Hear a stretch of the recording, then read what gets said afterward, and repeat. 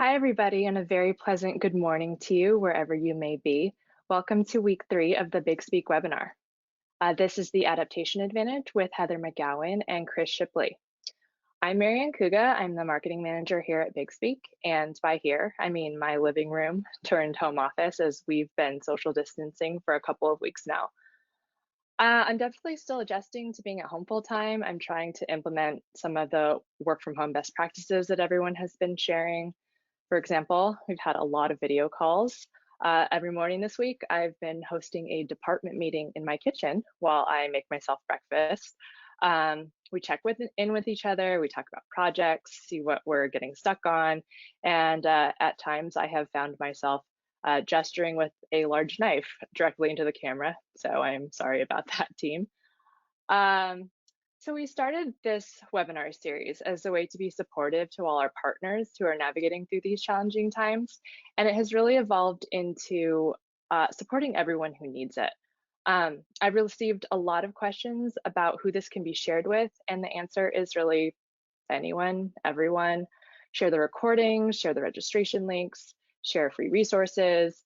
We really just want to help as many people as possible. We are recording every session and are sending out the recordings and posting the recordings. So even if you can't make the live broadcasts, you'll still be able to experience all this incredibly helpful content. Big thanks to all our speakers who have participated and those who have offered and agreed to be guests in the upcoming weeks. The outpouring of support from our speakers has been really overwhelmingly positive, and we're very grateful. It's really an amazing community, and everyone has really risen up to support each other. And I have to say, we have some really incredible guests coming up, including this week. I'm so happy to introduce to you this week's guests, future of work experts Heather McGowan and Chris Shipley, who wrote The Adaptation Advantage, which is coming out in a couple of weeks. As we continue to navigate through these uncertain times, more than ever, we have to look past our work-based identity and move beyond the comfort of our current knowledge and skills and prepare ourselves to adapt to a continuously and rapidly changing future of work. So before I turn this over to Heather and Chris, I want to remind everyone that you can submit questions via the tab on the control panel. Feel free to send your questions at any time. We will be monitoring and answering them throughout the presentation. I can't really think of a more relevant time for this topic. So with that, Heather and Chris, the floor is yours. You want to go ahead and turn on your video. Hi there. Chris, are you turned on your video? Oh, there she is. There we go. All right. All right. So we want to welcome you guys and thank you so much for taking the time out of your home confinement to spend some time with us. We know how stressful and challenging this difficult time is, and we found that a lot of the things that we predicted in our book, The Adaptation Advantage, are actually happening at an accelerated pace. So we've put this talk together to sort of walk you through some of the aspects of the book, but also some of the things that are happening now more quickly because of the changes brought on by the virus. So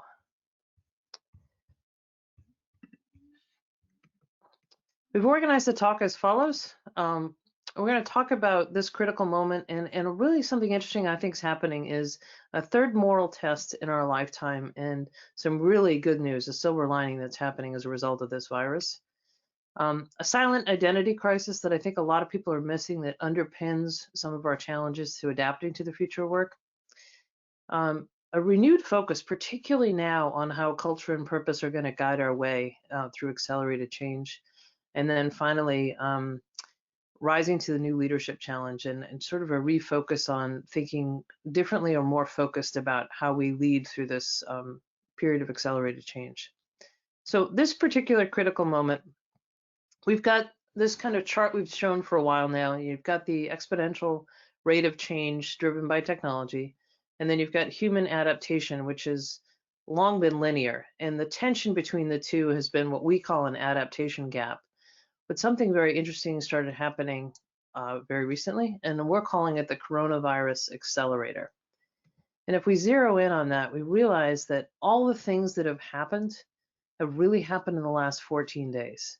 It was March 11th when the World Health Organization declared this a global pandemic. And so it's really been 14 days since we've all shifted to working from home, being a mother, a father, a full-time teacher, a full-time work from home person, changing the way you work, changing the way you communicate with your teams, figuring out how to help your kids with online education. So it's a profound amount of change in a limited period of time. With that, I think Chris is going to launch a poll to ask you guys a quick question. And I would love to launch that poll. However, we seem to be having a technical issue right now with the polls not showing. This is Marianne. I can, hold on. I can do that. Sorry, this is Marianne. Let's see. There we go. So I think some people feel this change and others don't. We're just curious about you. What are you experiencing right now? If you please take a moment to select a poll answer. We'll see where you are.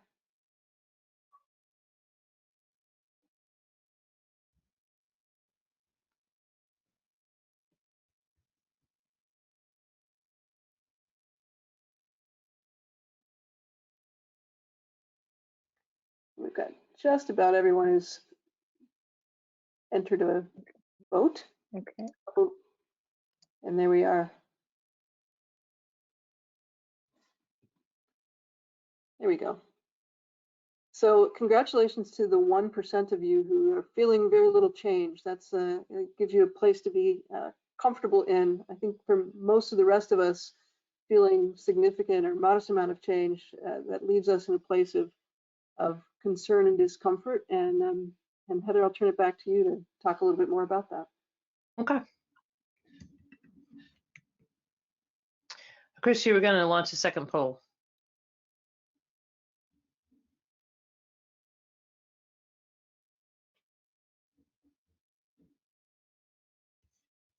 Chris?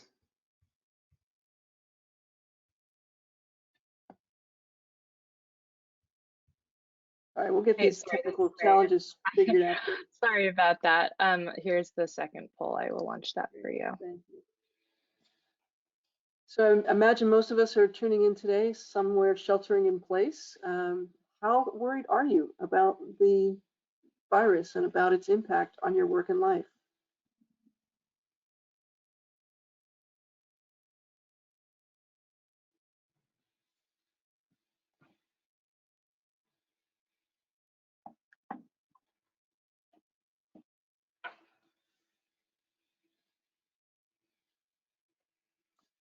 We'll just take a moment and the results. There we go.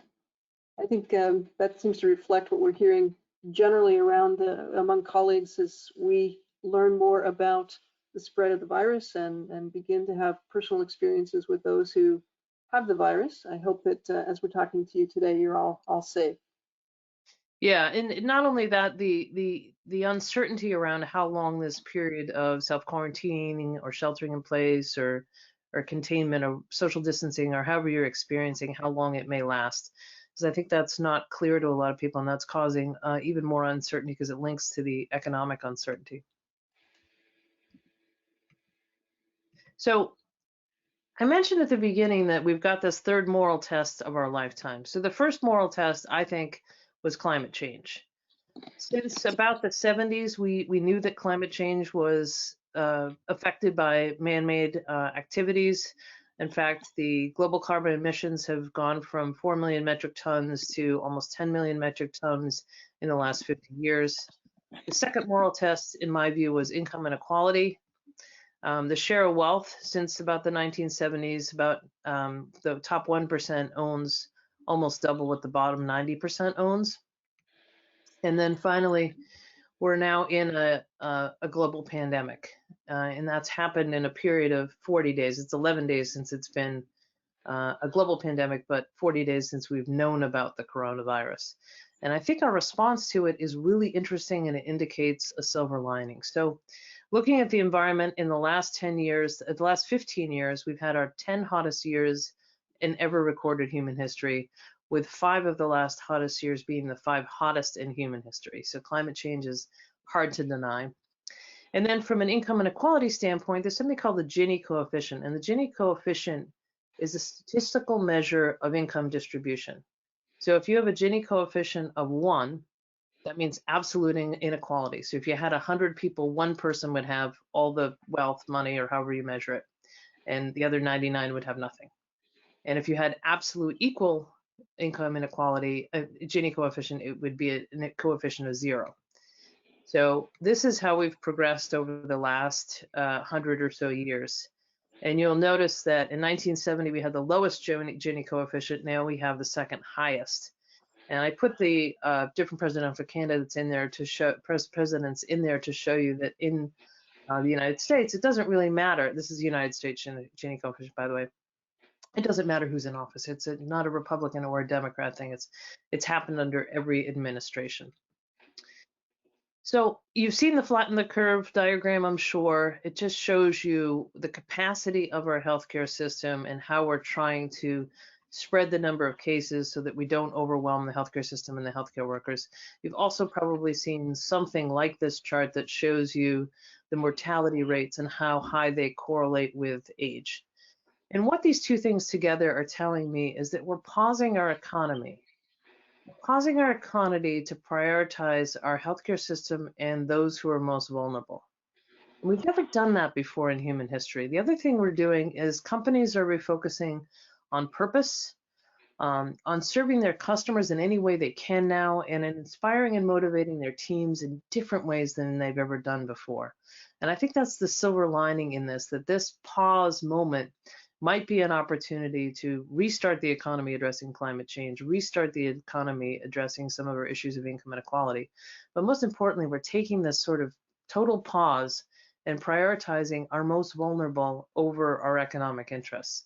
And I don't know how long we'll do it, and there could be a raging debate about how long we should do it, but it's interesting that we've made this decision as a society.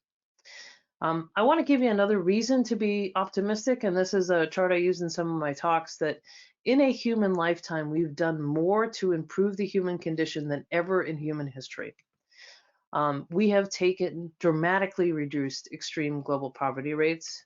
We have dramatically improved global literacy rates. And in the relative short period of time we've had the internet, we've now connected, as of 2018, more than half the globe. And if that were not the case, we wouldn't be having this webinar right now, and all of our sheltering in place would be a lot more stressful. So this is a reason to be optimistic. If we can do this in a human lifetime, this virus might have come to give us a pause, to make us reset our economy, and to put our future work on a different path. So now I'm going to give you the third poll, Chris.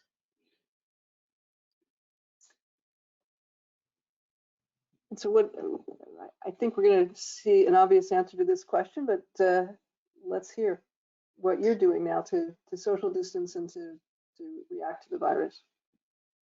Yeah, we might have some healthcare workers on the line, and if we do, we want to thank you very much, and some critical care workers who are out there keeping our basic systems running while the rest of us can fairly comfortably shelter in place. Great. And I'm just going to close this poll out because I think the answer is going to prove to be fairly obvious as we see it. Yep. Share that response. And there we have it. And, as I think we're seeing most anywhere as towns and cities turn into virtual ghost towns, we're all comfortably sequestered in our homes.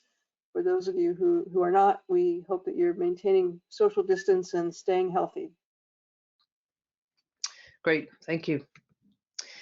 Now let's go back to the looming identity crisis. This is, first we're going to do the poll. Chris? Yep, let me hide that one. And what we're interested in now here is how you look at your own career and your own industry as you look into the future of work, and whether you expect that you'll be doing the same work and in the same industry 5 years from now.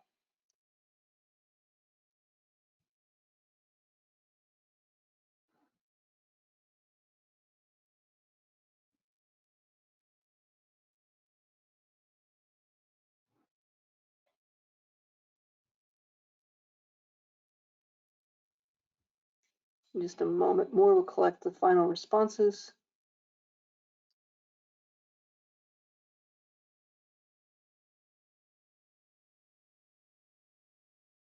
Looks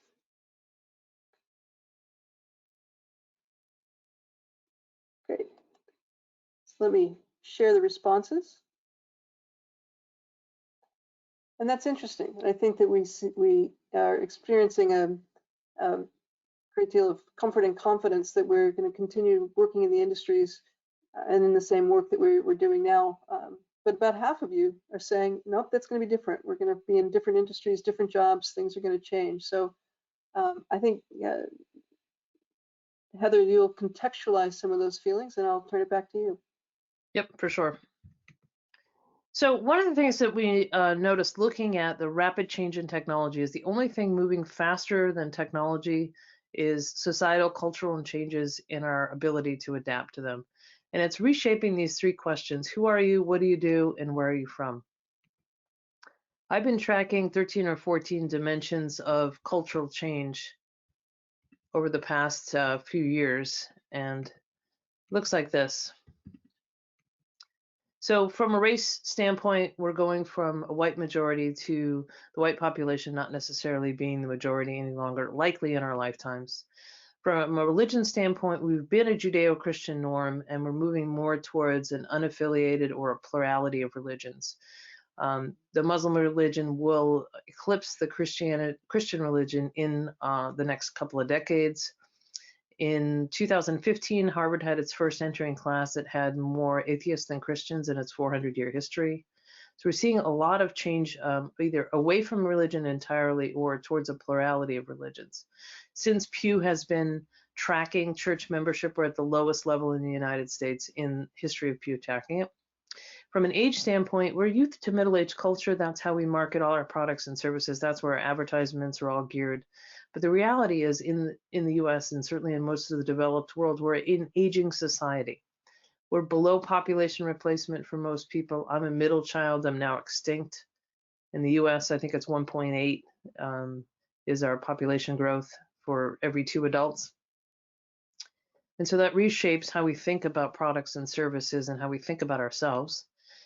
Family, we've long been mom and dad and 2.5 kids, even though that's not true. As I just said, we're having fewer kids. We're also having more types of families. 40% of kids born today are born outside of marriage. We've had marriage equality for more than a decade, so we have families with mom and dad.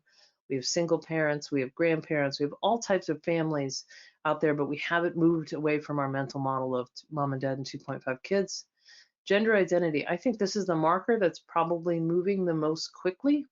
We've been fixed and binary 5 or 6 years ago, and now we're decidedly fluid. It's about 13 or 14 different states in the United States where you can option for X on your license plate instead of male or female.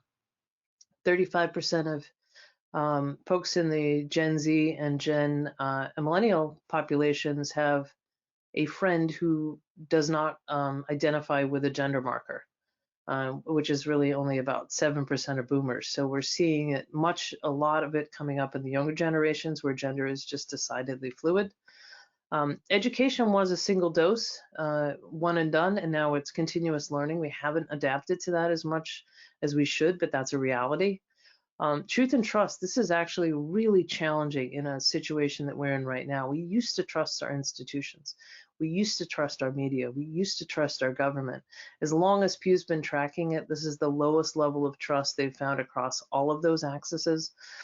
And with social media, I can Google anything that I believe and find someone else who said it and then therefore say that I'm right. And so we're becoming in these tiny little bubbles of alternate reality. And in a moment where we're in this global pandemic, we need a source we can trust, and that is becoming a huge societal failure. Consent and power, it was completely accessible to sexually harass someone when women first entered the workforce. If you ever watched Mad Men, it was explicitly made fun of, and it was completely permissible. Now the Me Too and the Time's Up movement have reshaped certain facets of our society, certainly in politics and media and sports, at the higher levels, but still we have a tremendous amount of work to do because about 90% of people in the service industry report that they have been sexually harassed at one time or another. Occupation, we're going from a fixed occupational identity, I'm not sure this is the right word, but portfolio of self-expression. So if you're going to have 16 or 17 different jobs across your career, why are you myopically focused on preparing for just the first one? Leadership and authority, I generally say, white guys, you've had a great run. We have had huge strides in diversity in both from a racial standpoint and a female standpoint. If you looked at the 2018 midterm elections, at least on the Democratic side, I don't know what's happening, why it hasn't happened yet on the Republican side. We're starting to see more of it in CEOs. We've got about 7% of Fortune 500, S&P 500 CEOs are now female. Tremendous amount of work to do there, since that women have outearned men in terms of bachelor's, master's, and PhDs for the last decade. And now college-educated women or university-educated women are more than half of the workforce. So there's a huge pipeline there. I expect that change in diversity to continue. Expertise has long been earned and credentialed. I'm not doing this webinar today because of any place I worked, or the book's just coming out, so it's not a best-selling book yet, but I've done it by explaining these things, building a personal brand, building a personal network, putting ideas out there. And the first article I wrote, 100,000 people read it in 24 hours. I got my first speaking request in Australia. Fast forward 5 years later, all I do is speak for a living. And I think that may be true for a lot of people going forward, is building your own career and building your own brand.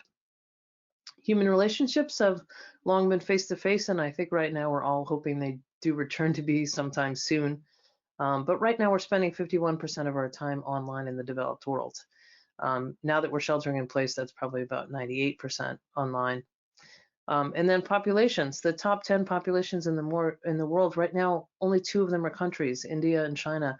The rest are social media platforms, and that happened in the last 3 to 4 years. So the where populations are pooling has changed a lot. And if you look at all these dimensions collectively, it's redefining who we are, or how we define ourselves, what we do, or how we express ourselves, and where we're from, and increasingly important, I think, where do we belong? And I think a lot of people are feeling this sort of silent identity crisis because some factors of this have changed what normal is for them, what norm is for them, what they thought their place in the world was.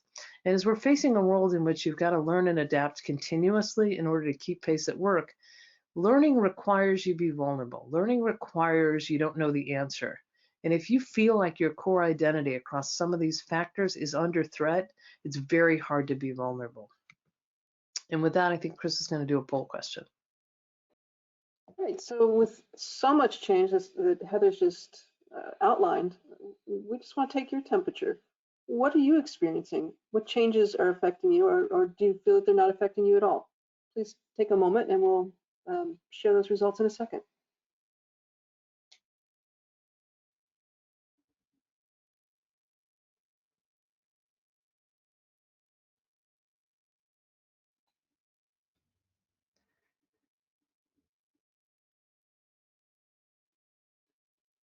And get your final votes in, and we'll share the tally here in just a moment.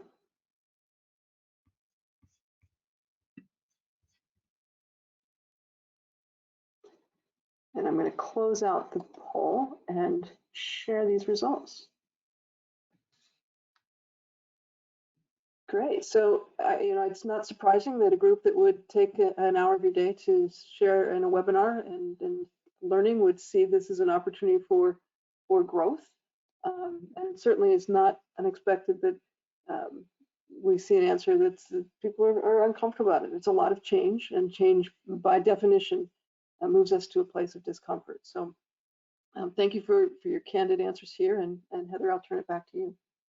Yeah, thank you very much for your candid answers. I gave that 14 dimensions of cultural change to an audience in the Midwest in the last year, and there was a gentleman sitting in the front row with his arms crossed, and he was glaring at me, and I thought, oh, he hates this. Oh, great. And he made a beeline for me after I finished talking, and he came up to me and he said, you got to keep talking about that. He said, I'm a white, straight Christian male. I'm older, I'm from the Midwest. I feel the world around me changing and I don't know where I fit anymore and I don't know how I'm supposed to behave. And it makes me incredibly uncomfortable, but I'm glad you're talking about it. So based on his reaction and conversations I've actually had with him since then, I think it's important to discuss these things. So thank you for those folks who chimed in and disclosed that they are a little bit uncomfortable. One of the things I think we're shifting from is a world in which we say, I call it the value you bring. So it's a mindset that says, I'm earned and credentialed, I have a resume, I have all these past experiences to solve known problems and answers to known questions, to a value create world, an entrepreneurial mindset, continuous learning, a beginner's mindset, which says, I don't know how we're going to do this, but let's figure it out. Learning over knowing and having questions and insights as opposed to necessarily the right answers. And I think particularly in this moment with the coronavirus, a lot of people, I've talked to a lot of executives in the last couple of weeks who are saying, we had a 5-year plan, now we have a 5-month plan. I thought we were going to do this in June of next year. We're trying to do it this week. I've talked to so many presidents and provosts at universities who are saying, we've got to go all online in a week. And I've got faculty who don't like teaching online and students who don't like to take online classes, to people saying, how do I serve our customers today? Because we can't have face-to-face interactions. How do we remain relevant to our customers? And I think that's a shift from saying sort of, hello, this is my job and I'm limited by it, to, hello, I'm driven by agency and purpose. I understand why I come to work every day. My eyes are on my customer and my team, and I'm driven by a certain purpose and agency, and that provides a certain nimbleness, especially right now. And one of the ways I describe this is I think we think about talent in particular like an iceberg. And at the top of the iceberg, the stuff that's out of the water is the skills for which you're hired, the skills for which you do something today. So it's a lot of times you're hired into a job and then 3 months into it, the job entirely changes, especially now. So if we focus on just the skills to do, we're missing a much larger piece of what could be going on. So right at the waterline are what I call enablers. Those are the uniquely human skills and traits that make you better at your job. So it's creativity, collaboration, empathy, divergent thinking, complex problem solving, cognitive flexibility, those sort of things. And then really below the waterline is something I call the agile learning mindset, which is your ability to learn and adapt, particularly to market changes, your ability right now to adapt to how you manage your teams, how you deliver value. And then at the base of the pyramid is those 13, 14 different factors that might be underpinning your identity and making it difficult for you to learn and adapt. So I break out the agile mindset like this. I like alliteration, so it has 4 A's. It starts with agency. Agency is your motivation. It's understanding that your purpose is the fuel that will keep your lifelong learning candle lit. Then it has agility, learning agility. So it's your ability to learn, unlearn, understand how you take in new information so that you can constantly be learning and unlearning. And then it's your adaptability, your ability to navigate ambiguity and unstructured problems. Right now, adaptability is what everybody is focused on as we transition rapidly to all working from home. And then it's your market and self-awareness, which I think might be the most important. It was not that long ago you could say, well, this is my job, this is what I do in the organization. Now, I don't know how the organization makes money, but this is what I do every day.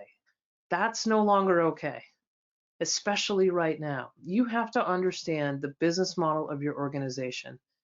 What problem does your organization solve? For whom do they solve it?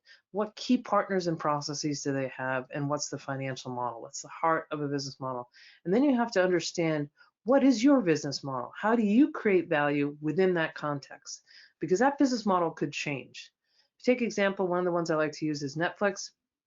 1997, Netflix started shipping DVDs by mail. So they had to understand supply chain and how to work with the post office and how to make sure DVDs weren't broken. They had to work on their algorithms to make sure that they were rotating enough of the backlist, so they were rotating enough of their inventory. 2007, 10 years later, more people had broadband internet, storage costs were down, streaming quality was up. They switched and launched a streaming service. 3 or 4 years later, in 2011, they started noticing more and more people were binge watching content. They started launching new content. Now that's 44% of their revenues. So in this short period of time, less than 30 years, they've had 3 business model shifts, which require 3 entirely different types of talent. So if you survived Netflix for all 3 of those business models, you had a sense of your market and self-awareness. Now, I'm in Massachusetts, and this is my governor, Charlie Baker, and he gave a press conference yesterday of just his regular coronavirus update, and I think he said something really interesting. As we drastically limit personal contact and force organizations and people to stop coming together, I also sense a loss of purpose. As we all know, purpose is what drives us.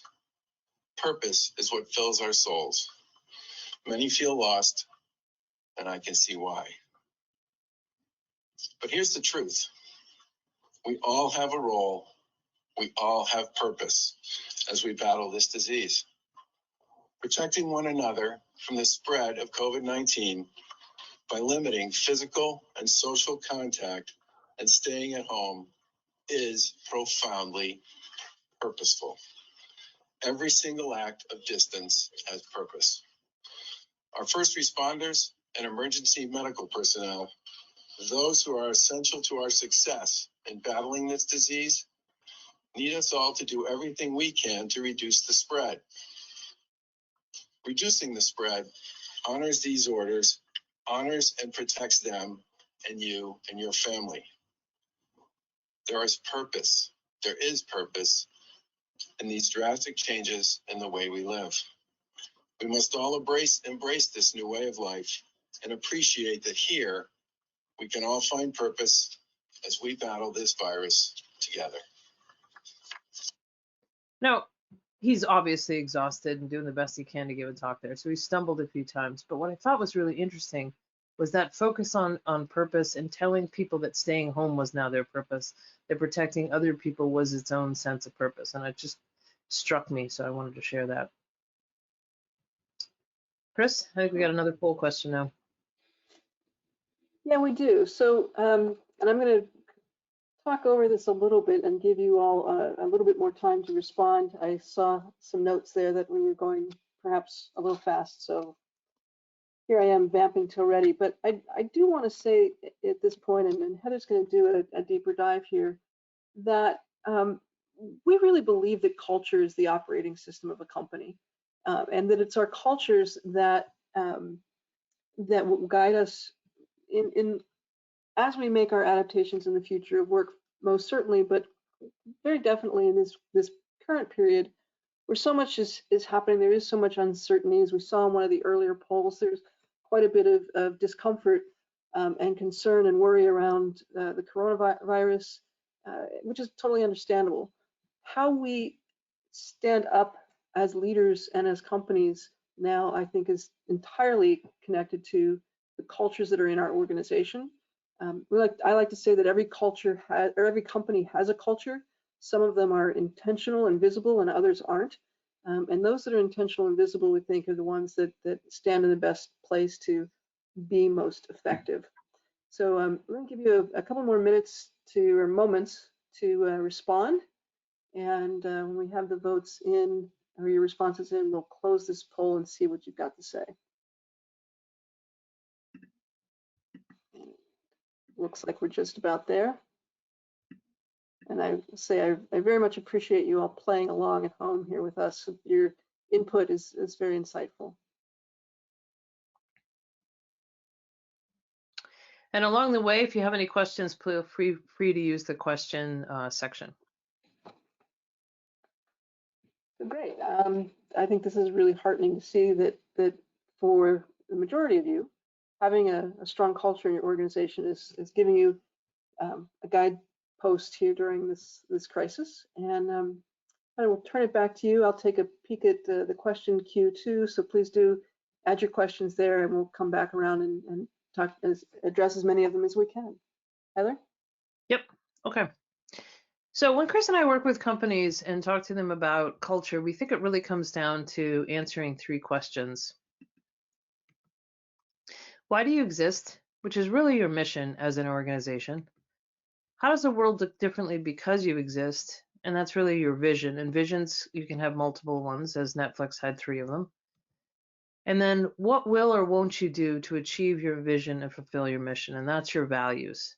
And those 3 pieces of the puzzle work together. And I think right now the organizations that I've spoken with that are really doing okay in this rapid change are ones that are using the culture as their guidepost, remembering every day why it is that they serve their customers the way they do, the impact they're trying to have on the world with their vision, and then living their values even though that the way in which they work has changed dramatically. Chris and I wrote a couple of years ago this idea that companies are focused on the outputs. The outputs of your organization are your brand and your product. They're exhaust from your learning and they're evidence of your inputs. And your inputs are your culture and your capacity. Your capacity right now is being stretched. Your ability to operate differently, your ability to create and harness new skills you might not have had before. And the company inputs exist with the individual input. So if we focus on individuals, and we've talked to so many HR folks who are trying to make this shift to hire more for passion, purpose, curiosity, values alignment, ability to learn, putting that first and foremost above often the skills they need for the day because they know those skills are inevitably going to change. And then in that, focusing on harnessing human potential instead of driving in the rearview mirror looking for skills that they need today, because by the time they hire, that job has usually changed. And it's a shift in focus from the what of what you do to the why and how. When you make that shift, you're more agile, you're more nimble, you're in a better position to respond to something like the coronavirus. And along the way, I think there are 3 truths in this reality. We talk about digital transformation and we're going through it at an accelerated pace right now, but what we're really talking about is human transformation. And it's not a one-time thing. It's not a shift to digital. It's not suddenly making that paper document a PDF. Once you shift to digital, then you have data as an input for continuous learning. So the transformation is continuous. And then I hear a lot of people conflating flexibility and adaptability. Flexibility is I'm reaching down in my toolbox for a different tool I've used before, whereas adaptability is I'm reaching down into my toolbox for an unformed tool that I'm going to forge for this new challenge or process. And the reality is that adaptation requires learning. So these 3 truths are that it's really about human transformation. Transformation is continuous, and adaptation requires learning. So switching back to the coronavirus for a minute, I noticed something about a month ago. This is Dr. Lee. Dr. Lee was an ophthalmologist in Wuhan Medical Center, and he had a number of patients that came in to see him for eye exams, but they all had breathing problems. And he said, what have you guys been doing? Where have you been? So while his medical colleagues had all noticed sort of, they were all sending notes to each other, like there's a viral or bacterial pneumonia going on, be on the lookout for it. He noticed all the patients who had that particular respiratory problem had visited the Hunan market. And he said, wait a second, this might be potentially zoonotic. Zoonotic is a disease that will jump species, so it will go from animals to humans. And when it jumps from animals to humans, we have no natural immunity for it. And that's what the coronavirus is. It's zoonotic. It's like SARS and H1N1 or MERS. What Dr. Lee was showing with his ability to sort of widen the inputs of what he was thinking about in terms of these patients was something called a heuristic, which is essentially a rule of thumb. It's a combination of his expertise and his intuition. By pulling in as much information, he was connecting the dots before anybody else. And when people do that, now in this case, Dr. Lee did it to rapidly diagnose a global pandemic, and had we listened to him, the world might be different than it is right now. But that's also something that Howard Gardner calls searchlight intelligence. So when you can connect the dots looking forward before something has happened, that's a particular skill we need more and more people to have. We need to encourage that person who has that sort of crazy idea, or somebody who suggests something that's before it's obvious to everybody else. So if we Dr. David Eagleman says that our brain works in two modes of cognition. We explore and we exploit. So as an animal species, we explore to find new sources of food, and then we exploit. Okay, I know the berries are over there, I can get them later, or I know I can sleep under that bush. As humans, it's the same way. We go on autopilot as soon as we can around a product, a process, how we get to work, everything we do. And in business, it's the same way. Because if you look at the kind of classic S-curve, we explore to find a new problem to solve, create some sort of value, scale up that value until the value is either no longer relevant or competitors come in and erode the market.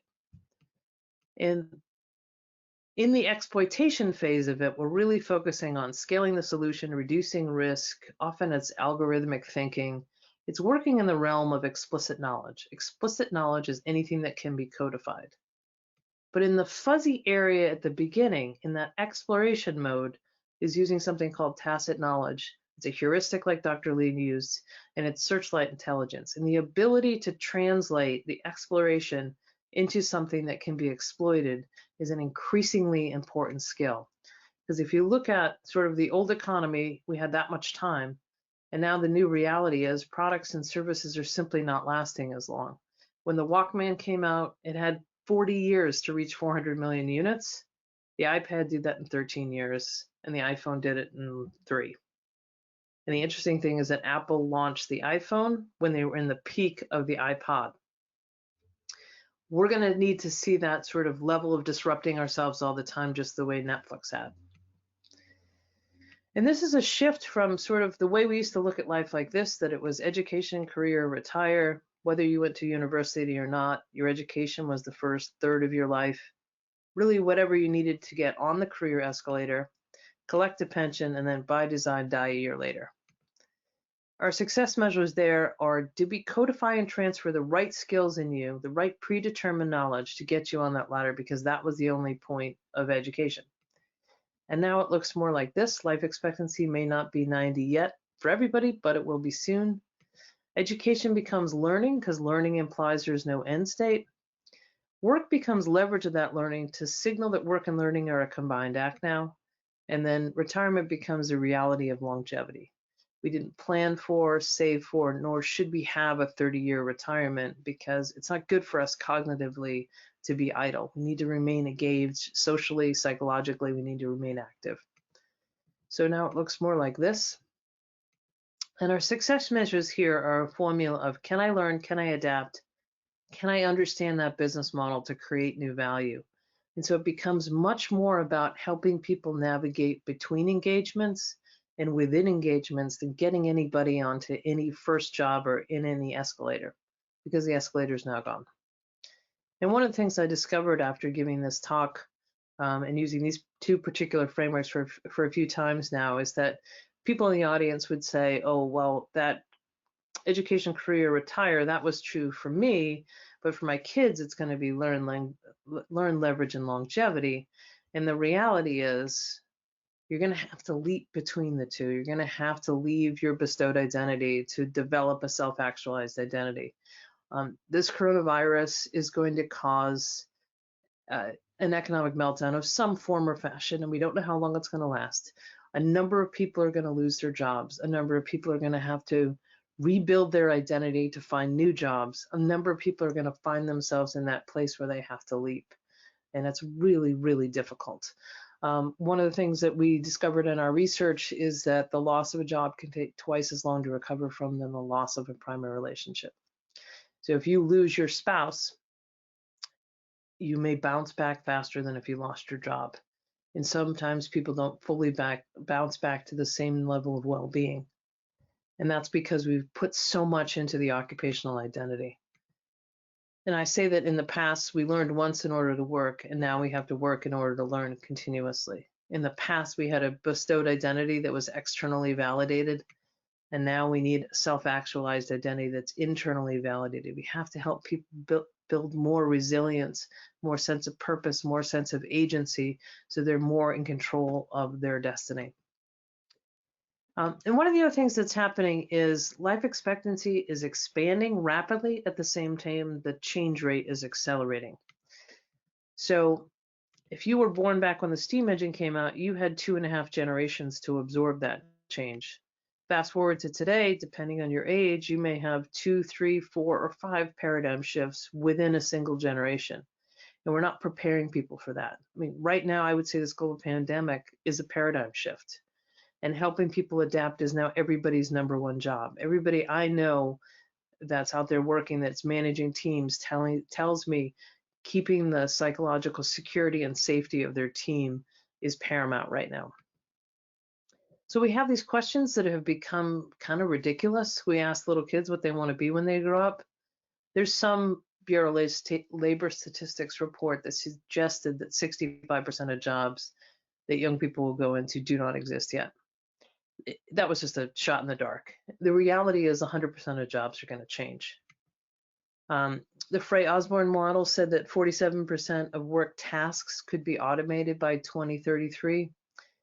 Whether it's 47% or 22% or 10% or 70%, again, 100% of work is going to change. We ask university students to pick a major before they step foot on campus. Less than 1/3 of people ever work in the field of their undergraduate major, but we ask students to pick a future self based upon what they were told they were good at in high school, what their parents and what their parents' friends do. So the social mobility implications of this are huge. We ask people, first thing we ask each other is, what do you do? And as we've gone through, that could be a damaging question soon because there may be a number of people out of work. The best research I've seen on this going forward is young people graduating today could have 17 different jobs across 5 different industries. So why are we myopically focused on this singular future identity rather than building up more resilience? Chris, I think we got another poll. Yes, we do.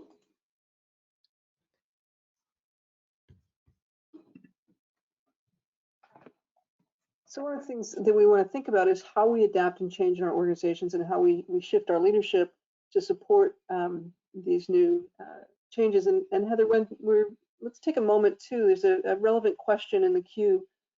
Once we see these poll results, I think would be worth addressing.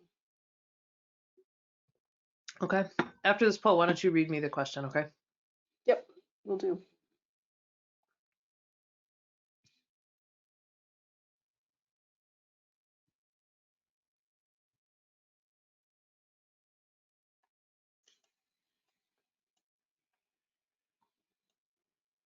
Just take a moment for your final votes to be tallied here.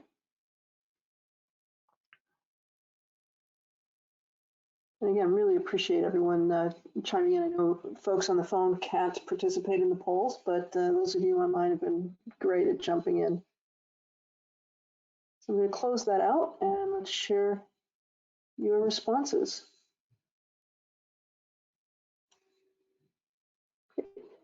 And I'll say it's not unusual for managers to feel a little ill at ease when their team is we're shifting to new environments and bringing people in with different skill sets. And I appreciate that those of you on the call have acknowledged that there is some discomfort there. Heather, we're going to talk about how in the next section here about how we exhibit strong leadership in these changing times. Mm-hmm. And you and I write a lot about what some people call soft skills. We call uniquely human skills in our book. There are 2 questions that I'm going to just kind of join together, and these are from Elizabeth and Lori, so I hope I bring them together in a way that makes sense. But the one is talking about searching for a job or being in the job search, but really being challenged that some of the sort of right brain skills don't always transfer to left brain thinking companies. And kind of how we as managers might think to look for those skills in workers that we're as we're filling positions, and how job seekers might try to emphasize in ways that relate to a more metrics driven company, how those uniquely human skills can be valuable in the organization. Any thoughts on how we can speak a language of metrics and management to people who, but still be talking about our more human skills? I think that I don't have an answer to it specifically the way that it was asked, but I would answer it this way. I think this particular moment we're in is proving that having employees that are adaptable and entrepreneurial and creative and compassionate, which we'll certainly talk about in the leadership section next, is going to become increasingly important. Anybody who's going through this right now has got employees that are melting down because the system is different, or they're fighting with their coworkers because they feel like they've lost the normal process of doing things, are not as desirable as employees who are saying, I know this is hard, how can I help? I reached out to this person, I was worried about them, or I spoke to one of our customers and here's an opportunity for something we might be able to do differently based upon something our customer is experiencing. So those uniquely human skills not only are increasingly important right now in a crisis. I'm on the faculty at Swinburne University, and they have done some research and found the further we go in digitizing our economy or digitizing different aspects of a business, the more important the uniquely human skills become. They've found that their companies are putting a premium on uniquely human skills the more they've transitioned over to digitizing more of their organization. They're no longer lunging at, oh, I need these particular hard skills. Instead, they're saying, I need someone who's more uniquely human. I need creativity. I need collaboration. I need critical thinking.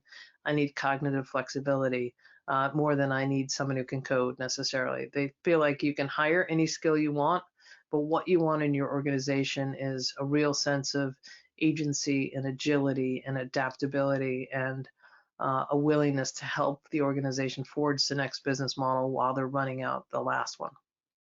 I hope that helped.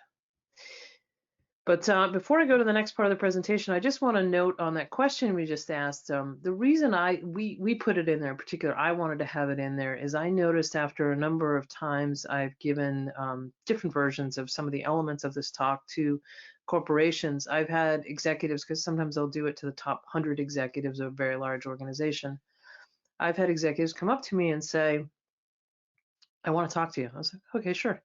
They said, I don't like talking about this in front of my peers, so I didn't want to ask this question from the audience. I'm incredibly confident in general, but I'm really insecure right now because they just reorganized the company, and now everybody who reports to me has skills and knowledge I don't have. And I don't know how I get my authority when I'm not the one with the expertise. I don't know all the answers. And I think that's a place we're going to increasingly find ourselves.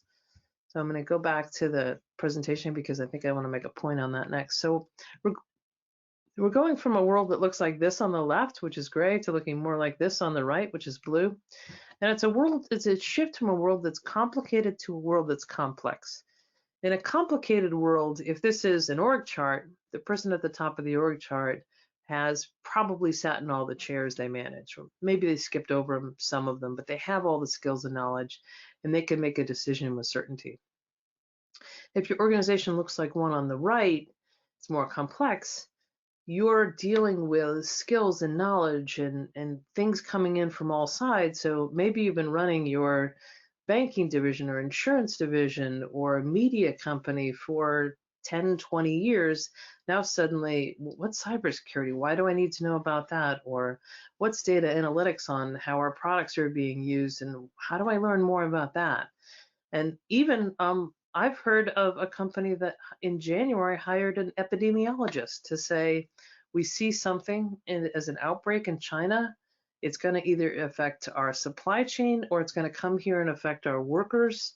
So now we're all focused on regular executive meetings with the epidemiologist. That's a huge change in organizations that changes the focus of sort of who has the expertise and how you think about yourself as a leader. And we say that we have to get comfortable being uncomfortable. We have to be comfortable being wrong, saying I failed, saying I don't know the answer to that.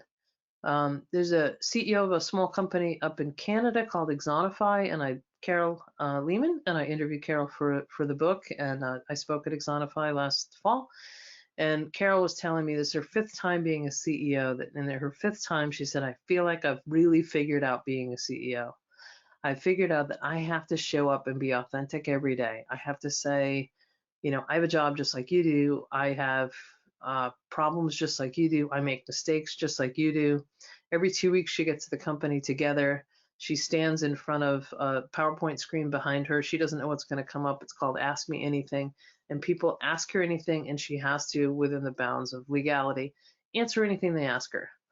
And it's that transparency that she says her number one goal is to have employees, whenever they leave her organization, say, that's the best place I ever worked. That's her singular focus. If we had more leaders saying, I want to inspire human potential, so that at the end of the day, whenever an employee leaves, whether it's retirement or to go have an experience somewhere else, they say, this was the best place I ever worked.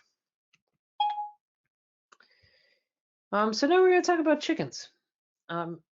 I've used this example in a few talks, but in light of the coronavirus, it becomes kind of even more interesting. So Dr. William Muir from Purdue University decided to study chickens, a bunch of species, but he started with chickens in the 1980s. And he said, I want to see if you could breed productivity. And if you think about it, that's the way we've been raising children and hiring employees. We want to hire the stars. We want to hire the best performers. So what Dr. Muir did was said he took like a flock of chickens, and there's 9 in a flock or in a cage. We're all in cages right now. And he said, I'm going to take the most productive, the one that lays the most eggs, out of each flock and put them together in their own flock and see, you know, if I can count the eggs, to see if I can breed with that productivity into a new species of chicken. And so what happened was really interesting, because only 3 of the chickens were alive in the end. What he discovered was, and I sent him an email and we went back and forth about this, was that, because he found it across every species, was that super performers in forced production settings, such as chickens in a coop, only become super producers by suppressing the productivity of the rest of the flock. And we do this in our organizations. You can only be a number 1 if somebody else is a number 3. We do this with our rankings and our ratings and our incessant testing. And what he found was, instead of focusing on kind of creating this super chicken Hunger Games, is when he looked across his flocks and he found the ones that were most productive, he then nurtured those and bred those flocks to continue, because he found that it wasn't the individual chickens, but it was what happened between them. And there's been studies about this in terms of sports as well. So soccer and football and rugby, so sports that are interdependent, so the play depends on the interaction between the players. Too many stars on a team will decrease the performance of the team. And we think this happens in organizations as well. So rather than picking your stars, pick the right environment, pick the team members that interact best together. So Google went out to answer this question as well. Google could do everything with data. They said, you know, here we've got 180 teams. It's called Project Aristotle. We're going to, for 2 years, look across every data set we can have for these 180 teams and figure out what makes the highest performing team. Now, what most of Google does is in that exploration phase. They're always learning. They're always looking for the new horizon. So keeping that in mind, they're not really in exploitation phase that often. They're often in exploration phase. So across their 180 teams, they found that the number 1 determinant, so they looked at race, gender, familiarity, age, diversity, sameness, differentness, how well people knew each other, and they found the number 1 determinant of success was the teams that could establish psychological safety.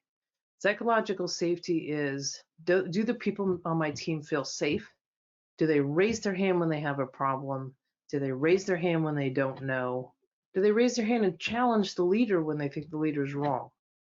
Second to psychological safety is dependability, clarity, meaning, and purpose. But those top 5 were the 5 most important things in a team, but psychological safety came in number 1. Now, Dr. Allison Reynolds and Dr. David Lewis had come up with sort of looking at, is it just psychological safety when you're looking at high-performing teams, or is there another dimension? And they determined that it's not only psychological safety, which is incredibly important, but also cognitive diversity.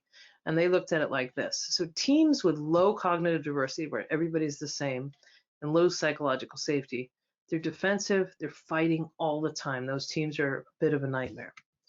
Teams that have high cognitive diversity, where everybody sort of thinks differently, but there's no psychological safety, there's often like a bully situation going on there where one person will try to control and dominate the whole the group. Then there's those teams, and you've probably been on one, that they call uniform, which means we have low cognitive diversity because everybody sort of thinks the same. We're all the same. We all believe the same thing. We love each other. We hug all the time. Nothing ever gets done. The teams, they said, you want to strive to create, and this is really difficult because it means hiring people and forming teams with people who ask questions that kind of annoy you. They ask that question that sort of rocks you back on your heels because you hadn't thought about the answer to it. They call these teams generative, so they have high psychological safety. Everyone has an understanding that they're expected to show up. Everyone has equal airtime. Everyone's respectful. But everybody on there kind of sees around each other's blind spots. So the desire to create these generative teams is what we think leadership needs to do now. So to just summarize, and it's a hard thing to say to do today in the middle of this crisis, is to look at your time, attention, budget, and talent and say, most people spend 70% of their time looking at today, 20% of their time looking at tomorrow, and 10% of their time looking at the day after tomorrow. And there will be a day after tomorrow. There will be a day after this coronavirus. And we have to think about where we want to be post-virus and what we're going to take in terms of learning from this experience. I think it's a tremendous amount of good coming out of the virus. I see communities and companies pulling together in a way that I've never seen in my lifetime. But they see the value created is for the people who can see past tomorrow, who can see past the day, say into the day after tomorrow. And that's where you're creating your long-term value. Really difficult thing to do, especially now. So here's our summary points, and then we can go into questions. I have this expression, I say learning is the new pension. That's how you're creating your future value. The future of work for both individuals and organization relies on rapid learning, unlearning, and adaptation. It means we have to let go of old ways of doing things and identity and who we think we are, and to embrace vulnerability. You have to be able to say, I don't know yet. I don't know the answer to that. We might fail, but let's try this. Leading these adaptive teams requires a different approach. It means looking for that cognitive diversity, establishing psychological safety, creating a focus, purpose, and sense of mission that everybody can get on board with, and truly engaging folks. And then trying to look past tomorrow. Look for teams that have that searchlight intelligence that can connect the dots across the horizon. And with that, I'm going to wrap up this part of it and have Chris tell us what we got for questions. So thank you very much for your attention so far. I hope this has been helpful, and I look forward to our discussions. I put up my email there. If there was anything you didn't get answered, or if we don't have time to answer it, it's heather@heathermcgowan.com. And then there's a link to the book if you're interested in purchasing it. It's available on Amazon now, and I think we're actually shipping early. So it should be here in the next couple weeks. Hey, thanks, Heather. I know we're at the top of the hour, and that means a number of people are going to need to go on to other things. We can stay on a little bit for questions, and Marianne, thank you for letting us kind of break some rules to do that. So if you do have questions, feel free to drop those into the queue. Heather, one of the questions that has come up, and I know you spend more time consulting and working with academic organizations. I work a lot with more early stage startup companies and other corporations. So I think you're better suited to address this one, but it really comes to what needs to change in our education system as you see it. And that's a huge question. So I don't know how much of that you want to try to tackle, but maybe take at least a little stab. Sure. So in our educational system, and also in how we're raising kids, I think we need to focus a lot more on what is the child or what is the person interested in, what motivates them, what drives them. Because if we're going to have to learn and adapt for life, we can't tell people, oh, pick this, it'll be a good career for you if you're not interested in it. And our systems of education right now, it's K-12 is a bit of a sorting process to figure out who's going to university and who's not. High school has become tracking people so they do well enough on standardized tests and all the admissions criteria, which is a bit arbitrary, to go into a singular myopic major, which is sort of a factory pipeline to a first job, of which you're going to have so many more. Instead, I think we need to start focusing on, we certainly need foundational knowledge and competencies, and there are ways of working through that.